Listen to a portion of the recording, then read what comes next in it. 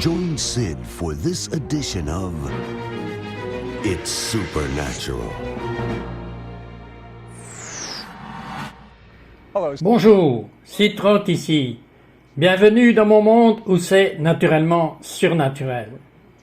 Je veux que vous fassiez l'expérience de la présence de Dieu qui est dans ce studio en ce moment. Je vais vous dire quelque chose.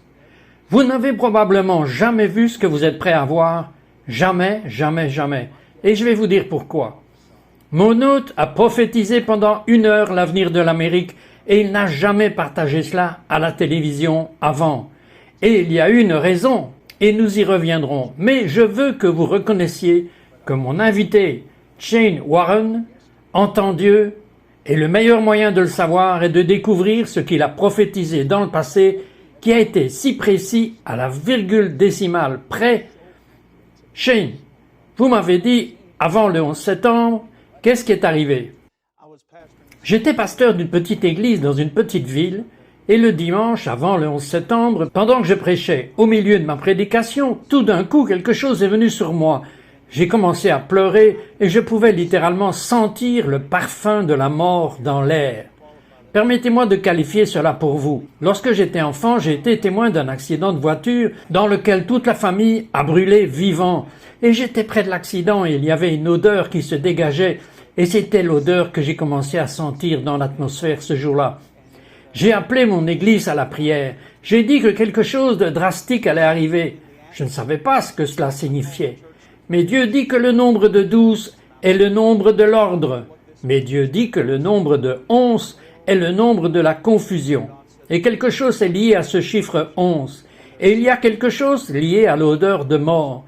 Et j'ai dit, je ne sais pas ce que cela signifie, mais j'ai besoin que nous prions tous. Un moment très sombre est venu sur notre église. Et je ne vous ai pas mentionné qu'il a été touché par Dieu en tant que jeune homme. Et il sait, sans qu'on ne lui dise, les noms des personnes, leurs adresses et même les rêves qu'ils ont eus. Je vous en prie, allez-y. Eh bien, j'ai eu cette expérience et je savais que c'était du Seigneur. Je n'avais aucune idée de quoi il s'agissait. Je suis devenu très accablé à ce sujet. Et quelques jours plus tard, j'ai reçu un appel téléphonique d'un des membres de mon conseil le matin du 11 septembre et il m'a dit « Pasteur, êtes-vous debout ?» J'ai dit « Oui, je suis debout. » Il a dit « Avez-vous votre télévision allumée ?» J'ai dit « Non. » Il a dit « Vous devriez allumer la télévision parce que tout ce que vous avez dit se passe maintenant. » Il y a eu un attentat à la bombe à New York dans les tours jumelles et j'ai été juste choqué comme le reste du monde. C'est alors que nous regardions ces tours qu'elles se sont effondrées ce jour-là. Donc c'était l'un des événements que Dieu m'a montré d'avance, même au point que les gens m'ont appelé et voulaient savoir comment j'avais su pour ces événements et j'ai juste dû leur dire que ça venait de Dieu. Ok, en 2007, avant la grande récession que nous avons eue aux États-Unis, l'Esprit de Dieu est venu sur vous. Et qu'avez-vous dit? Je prêchais dans mon église en Louisiane. Et alors que je commençais à partager, tout d'un coup, l'esprit de prophétie est venu sur moi et le Seigneur a commencé à parler à travers moi d'une récession. Et il a dit aux gens de consolider tous leurs investissements, qu'il n'y avait rien qui allait être à l'abri de ce dont ils avaient besoin pour s'assurer qu'ils obtiennent leurs investissements en ligne, qu'il y avait quelque chose de grand qui était sur le point de tomber sur le système économique américain et que nous allions commencer à lutter. Et au milieu de cela, Dieu a commencé à me parler comment il allait bénir l'Église pour ceux qui écouteraient la parole du Seigneur. Puis Dieu a commencé à me parler des vents prophétiques qui soufflaient et des choses qui arriveraient en Amérique. Et puis bien sûr, à la fin 2007, début 2008, la grande récession qui frapperait. Mais ce qui était incroyable, c'est que Dieu me donnait des détails spécifiques de la bourse. Et le Seigneur m'a parlé et m'a dit que l'Amérique avait dépendu et avait adoré un taureau, comme les enfants d'Israël, qu'il avait fait sortir de la servitude et qui ont été amenés dans le désert à adorer Dieu et qu'ils avaient construit ce veau d'or, que l'Amérique adorait un taureau et que c'était le marché boursier. Et Dieu a dit dans cette prophétie, « Je suis sur le point de broyer ce taureau. » Et c'était à une époque où l'on pouvait acheter un bien immobilier n'importe où et gagner de l'argent. Vous pouviez acheter des actions n'importe où et faire de l'argent. De toutes ces entreprises incroyables sortaient des normes. Et donc, pour Shane, dire cela maintenant, cela demanderait un peu de talent. Mais avant que cela n'arrive, j'imagine que certaines personnes ne croyaient même pas dans ce que vous prophétisiez. Ah oui, comme je l'ai dit avant, j'ai eu pas mal de persécutions pour cela. On m'a dit que j'étais un faux prophète. Certaines de ces prophéties étaient sur YouTube. Et donc, bien sûr, j'ai obtenu des réponses que j'étais un faux prophète, que je ne savais pas de quoi je parlais. Et pourtant, je n'ai jamais prétendu être un prophète. Je ne veux pas nécessairement ce genre de titre que je sache. Juste quand l'Esprit de Dieu vient sur moi et commence à parler à travers moi. En ce qui concerne l'Amérique, vous avez vu des choses dont nous parlerons dans cette émission, que vous m'avez dit que vous ne l'aviez jamais partagé publiquement à la télévision avant. Vous allez découvrir l'avenir de l'Amérique, vous allez découvrir les détails, vous allez découvrir ce que les sages investiront pour pouvoir aider tous les besoins qui vont venir sous peu en Amérique. Vous allez découvrir l'avenir des vrais croyants dans le Messie, les prédictions de Dieu qui vont tellement les dépasser que cela va juste leur couper le souffle. Ne vous en allez pas, nous revenons tout de suite. Don't go away. We'll be right back.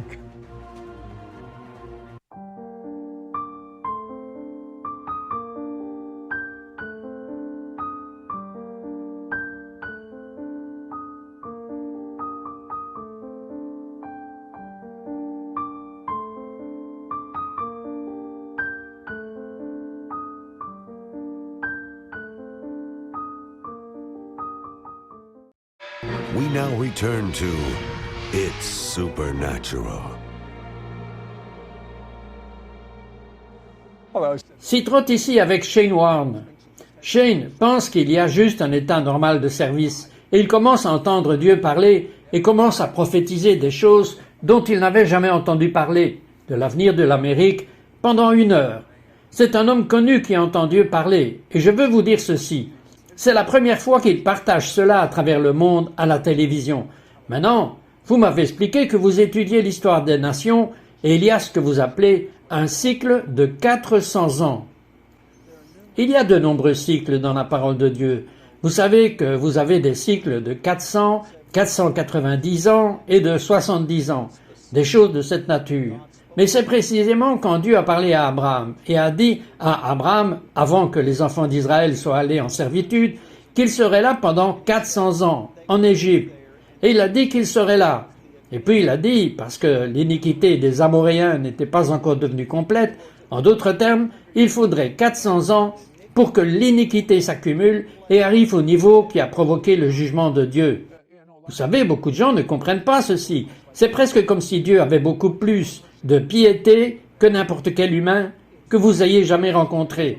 Mais parce qu'il a tellement de pitié, vous pensez que vous allez vous en tirer par rapport au péché. Eh bien, ce qui se passe, c'est comme un gros baril. Les péchés sont versés dedans et il y a un point de basculement. C'est de ça que vous parlez. Nous sommes arrivés au point de basculement. En fait, il se pourrait que l'Amérique soit allée au-delà du point de limite à ce stade. J'espère que non. Et je ne prie pas. Mais quand même, à 400 ans, il y a une sorte de cycle prophétique. La plupart des gens se concentrent sur le fait, un peu étrange, que l'Amérique n'a que 230 ans. Mais la vérité, c'est que le premier pacte en Amérique a été signé en 1620. Donc le cycle de 400 ans pour l'Amérique va arriver en l'an 2020. Chaque étudiant majeur de la croissance de l'Église, l'histoire de l'Église vous révèle qu'en Amérique, nous sommes sur un terrain glissant, sur une pente, une incroyable baisse drastique au sein de l'Église. Que s'est-il passé dans ce cycle de 400 ans dans notre pays? Le jugement de Dieu est déversé. Ok, quelle est la raison majeure pour que le jugement de Dieu soit déversé sur une nation, historiquement, dans ce cycle de 400 ans? L'un des péchés primaires qui est toujours évident sur ces 400 années est l'immoralité sexuelle. Si vous étudiez chaque nation majeure dans l'histoire du monde, elles atteignent toutes un déclin drastique et même une destruction chaque fois que l'immoralité est venue au maximum. Et elle s'est manifestée dans chaque forme de perversion que vous pouvez imaginer. Et c'est ce qui se passe en ce moment. Et l'exemple classique auquel je pense dans la Bible est Sodome et Gomorrhe. Absolument. Sodome et Gomorrhe. Et l'Amérique, à bien des égards, en fait, à mon avis, est allée bien au-delà de Sodome et Gomorrhe maintenant. Dites-moi ce que Dieu vous a montré au sujet des 4 vents. Oui, le livre de l'Apocalypse dit qu'il y a 4 anges qui se tiennent aux 4 coins de la terre. Ces anges ont le contrôle de 4 vents. Ce ne sont pas des vents naturels, ce sont des vents spirituels. Mais ils peuvent se manifester eux-mêmes de manière naturelle. Tout au long de l'histoire du monde, si vous étudiez l'histoire, vous allez découvrir qu'il y a 4 vents qui ont toujours fasciné des nations, qui ont contrôlé le cours de l'histoire du monde. Un est le vent de la guerre, un autre est le vent de l'économie, un autre est le vent de la religion, et le vent de la politique, et ces 4 vents soufflent, et Dieu a commencé à me montrer que ces 4 vents soufflent dans le monde entier en même temps. Et ils s'intensifient ici, et ils créent pour nous la tempête parfaite. Et la raison pour laquelle je dis que la tempête est parfaite, c'est parce que Dieu a prophétisé que cette tempête allait arriver, donc nous savons que cela va arriver. L'Écriture est claire, cela va arriver, malheureusement, ce n'est pas un message populaire. Est-ce que cela arrive maintenant? Right now. Absolument. Regardez aux guerres et aux rumeurs de guerre qui ont lieu partout dans le monde. Au Moyen-Orient, le vent de la guerre souffle. Le vent du terrorisme de guerre englobe le monde entier. Chaque nation a été touchée par le vent de la guerre. Qu'en est-il du vent de l'économie? Seulement quelqu'un qui serait totalement ignorant des événements mondiaux dirait que le vent de l'économie ne souffle pas. Ce n'est pas que du vent, ce sont des tempêtes qui soufflent autour du monde. Dans des nations entières, les économies s'effondrent complètement. Les gouvernements du monde sont au bord de la faillite. Pas plus tard qu'hier, j'ai lu un rapport que 46 de nos États de l'Union avaient un manque à gagner de 160 milliards de dollars dans la dernière année de leur budget. L'Amérique est au bord de la faillite et ils partagent avec nous un tas de mensonges. Ce n'est pas vrai, nous avons des ennuis. Not true. We're in trouble. Ok, Dieu vous a montré 7 attaques dans les Écritures et dans les nations précédentes. Choisissez-en 2. Pick 2 of them. Oh, Oh, l'une des plus puissantes attaques contre les nations. Vous savez, dans le livre de l'Apocalypse, il y a une mention d'un dragon à 7 têtes. Les 7 têtes de ce dragon représentent les 7 empires de l'histoire du monde. Nous pouvons marquer cela avec l'histoire, mais ce qui est intéressant, c'est que chacune de ces têtes, chacun de ces empires avait un esprit qui était derrière lui. Ces esprits travaillent maintenant tous ensemble, en conjonction, en même temps que l'esprit de l'Antéchrist sur la terre en ce moment. Un de ces grands esprits est l'esprit de la Grèce. L'esprit de la Grèce était le changement des lois pour restreindre la liberté religieuse. Le mot du jour en Grèce et dans la culture était, vous savez, que nous devons être compréhensifs et tolérants. Tolérant était le mot du jour. Vous savez, il n'y a rien de nouveau sous le soleil, c'est le même esprit. Absolument, il n'y a rien de nouveau. Et à travers la tolérance, ils ont changé des lois qui littéralement interdisaient aux gens d'adorer Dieu. Ce qui est intéressant en Grèce, c'est que chaque perversion était acceptable. Toutes les religions étaient acceptables. Toutes les philosophies étaient acceptables, sauf une, et c'était le christianisme. Très brièvement, donnez-nous-en une de plus. Oh, Babylone est l'esprit, et l'esprit de confusion vient sur les nations. Vous savez que j'ai entendu de mes propres oreilles et de la bouche des politiciens qu'ils ont dit qu'ils n'avaient jamais vu cette situation économique d'effondrement vraiment venir. Ils ne comprennent pas, alors qu'ils sont dans l'État, ils sont là-dedans absolument déconcertés. Rien de ce qu'ils font ne fonctionne. Les droits ne fonctionnent pas, stimuler l'argent ne marche pas, les renflouements ne marchent pas, rien ne fonctionne. La raison pour laquelle ce n'est pas le cas, c'est parce que l'esprit de confusion est sur la terre. J'ai besoin que vous écoutiez très très bien sur l'avenir de l'Amérique. Quand nous reviendrons, ne partez pas.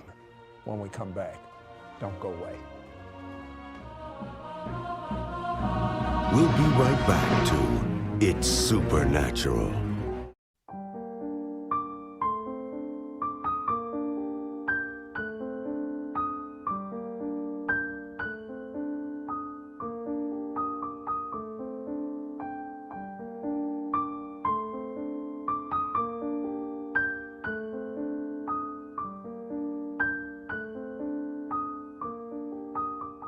We now return to It's Supernatural.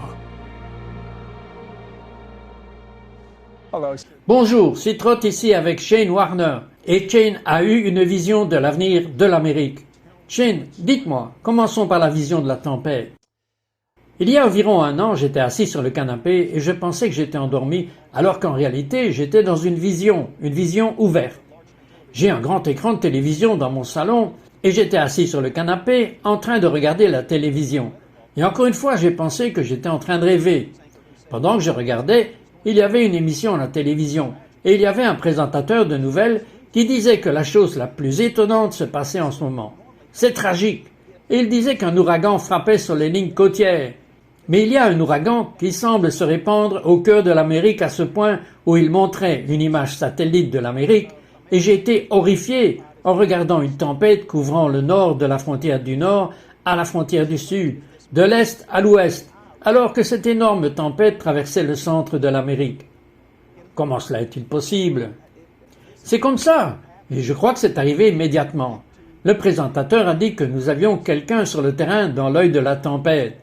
Nous sommes allés vers lui, et le journaliste dans l'œil de la tempête, comme vous le verriez dans un ouragan, là où le vent souffle violemment, et ils sont jetés d'avant en arrière. Il a dit, c'est la chose la plus étonnante que je ne puisse comprendre. Ce n'est pas une tempête naturelle. Ce sont ses mots, c'est ce qu'il a dit. Ce n'est pas normal. Et il a dit, regardez, il pleuvait, et il s'est penché sur le sol, et il tenait dans sa main une poignée de billets de $1. Il disait, ce n'est pas naturel, il pleut des billets d'$1. Et le correspondant a fait des allers-retours sur la signification de ces billets d'$1. Et il a dit, je ne comprends pas, c'est presque comme s'ils ne valaient rien. On est revenu vers le présentateur qui a dit, mesdames et messieurs, une autre tragédie a frappé l'Amérique, en plein cœur de l'Amérique sur la nouvelle grande faille. Un tremblement de terre majeur vient de frapper, et aussitôt des images de dévastation commencèrent à apparaître partout au cœur de l'Amérique, le long de la nouvelle faille de Madrid provoquée par des tremblements de terre. Des villes entières s'effondraient. Et pendant que j'étais assis là, j'ai entendu une voix retentissante dans mes oreilles qui a dit « Ils ont divisé ma terre, maintenant je vais diviser leur terre. » Et le verdict est qu'Israël est la terre de Dieu. Il dit en fait que c'est ma terre. This is my land. Et la parole de Dieu va jusqu'à prophétiser en Joël. Je crois que si nous divisons son pays, Dieu divisera notre terre. Je n'avais jamais réalisé l'implication prophétique de cela, mais j'ai compris immédiatement dans mon rêve ou dans cette vision, et spécifiquement de Jérusalem. Et tout ce qui se passe en ce moment, qui me dit que ce rêve que j'ai eu, et tous les problèmes qui se posent avec Israël et Jérusalem en ce moment, cite, il me dit que ce rêve que j'ai eu est sur le point de se dérouler, parce que j'ai entendu ça. Et j'ai vu l'incroyable changement dans les prix de la monnaie, que j'ai vu l'argent, pas l'or, mais j'ai vu l'argent commencer à augmenter dramatiquement en valeur. Pas de l'or, mais de l'argent. Ce qui pour moi est contre ma pensée naturelle. Je ne le réalise pas pleinement comme un économiste, parce que je suis un prédicateur. Et je peux vous dire ceci. Il y a 20 ans, j'ai fait un rêve. Je n'ai fait que quelques rêves dans ma vie dans lesquels Dieu est venu à moi et m'a parlé. Pas symboliquement, mais très clairement. Et il m'a dit la même chose, que c'est une des raisons pour lesquelles j'écoute vraiment ce que Shane nous dit. Allez-y. J'ai vu avec ça les émeutes commencer à éclater dans les grandes villes, partout en Amérique. Les gens se révoltaient dans les rues. Et c'était littéralement la guerre. Je le pense, cela ressemblait à une guerre civile, à l'intérieur de nos frontières. Mais c'était partout, sur la question de la dévaluation de l'argent. Et ensuite, cite, je me suis immédiatement retrouvé assis dans une pièce avec des dirigeants mondiaux. Je peux vous dire que la Chine était là, l'Iran était là, la Russie était là, et voici ce qui est incroyable. Poutine était là. Et il a dit, je viens d'être élu. Donc ça va être bientôt. À mon avis, ce sera très bientôt. Où cela pourrait avoir lieu maintenant? Je crois que cela se déroule dans le contexte et je crois que les gouvernements mondiaux, du gouvernement, y compris d'Amérique, savent que c'est pour bientôt. Et que s'est-il passé dans cette réunion? Dans cette réunion, ces dirigeants mondiaux parlaient comment d'évaluer la monnaie de l'Amérique en achetant du pétrole avec une autre devise, et en quelque sorte une autre devise qui diminuerait la valeur du dollar américain. Et quand c'est arrivé, j'ai réalisé que cette tempête, alors que j'étais assis ici en train de regarder cela, je me suis réveillé et j'ai réalisé que je n'étais pas dans un rêve. J'étais toujours assis sur le canapé. Je regardais la télévision et j'ai réalisé qu'il s'agissait d'une vision ouverte que Dieu me montrait. La tempête qui est sur le point de venir en Amérique. Et pour vos téléspectateurs qui regardent en ce moment, je vous dis que vous devez vous préparer et vous tourner vers Dieu, car nous sommes dans des jours troublants. Ok, quel est l'espoir qui vous a aussi été montré par Dieu? Ah, les églises sont devenues des villes de refuge. Et le gouvernement n'aidait pas les gens dans le besoin. Tout d'un coup, le corps de Christ se leva comme un puissant géant endormi dans la terre, et ils ont commencé à faire le ministère, et les gens venaient vers eux. Et j'ai vu des signes et des prodiges et des miracles être déversés sur toute l'Amérique. J'ai vu l'Amérique être secouée. Puisque le monde ne pouvait plus y aller vers le gouvernement, ils ont dû revenir à l'aide de l'Église. Quel genre de gloire avez-vous vu passer dans l'Église? Ce que j'ai vu, c'est littéralement comme des villes de refuge. Des villes entières sont devenues des villes de refuge. L'Écriture parle de là où il y avait de la pluie dans une ville et pas de pluie dans une autre ville. J'ai vu que les gens plongeaient dans ces villes parce que la vie était là-bas. Il y avait la gloire là-bas. La présence de Dieu était là. Il y avait la paix là-bas. Et ils couraient vers cela et le réveil avait lieu. Basé sur tout ce que vous avez vu, l'avenir de l'Amérique est-il dans ses meilleurs jours ou sommes-nous dans le jugement maintenant? Je crois que nous avons la double face d'une pièce de monnaie. D'une part, le jugement de Dieu commence à cause du sentiment d'immoralité, et de l'autre côté, il y a ce glorieux déversement. Toujours quand le jugement vient, il y a toujours la miséricorde. Mais cite, je dois préciser, je crois que nous manquons de temps. Le temps devient court. Vous ne savez pas quand la fin viendra. Mais vous n'avez que ce moment. Et beaucoup d'entre vous disent « j'ai beaucoup de temps ». Bien, quand cette secousse se produira, et c'est à partir de maintenant, vous direz « je pensais que j'avais plus de temps ». Vous ne savez pas quand votre fin viendra. Venez vous arranger avec Dieu. Repentez-vous de vos péchés. Croyez que le sang de Jésus les lave et faites de Jésus vraiment votre Seigneur. Vraiment. And make Jesus really your Lord. Really.